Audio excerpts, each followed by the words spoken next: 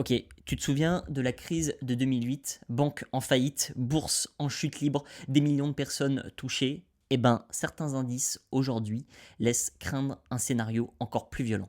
En fait, en 2003, déjà plusieurs banques ont flanché. La Silicon Valley Bank aux US a fait faillite, le Crédit Suisse a été racheté en urgence. En fait, on se croirait dans une ambiance de déjà vu.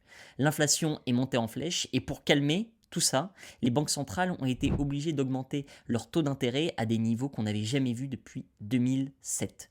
Problème, en fait, en 2025, tout le monde est bien plus endetté qu'en 2008. État, entreprise, ménage, la dette a explosé. Aux États-Unis, maintenant, la dette des ménages a atteint un record de 17 000 milliards de dollars.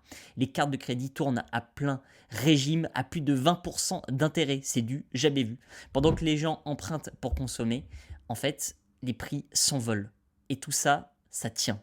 Mais jusqu'à quand? Les signes d'alerte sont là, faillite d'entreprise en hausse, immobilier commercial en pleine crise, et certains experts comme Michael Burry, le célèbre investisseur qui avait parié contre le marché immobilier dès 2005, annoncent que la crise qui démarre sera pire que celle de 2008. Alors, vraie catastrophe en vue ou simple fausse alerte, impossible à prédire à 100%, mais mieux vaut être prudent à l'heure actuelle. Diversifie ton épargne, évite les prises de risques inutiles en ce moment. Et surtout, dis-moi en commentaire si tu penses qu'on va revivre un crack pire qu'en 2008. Abonne-toi pour suivre les actus échos et prépare-toi au pire comme au meilleur.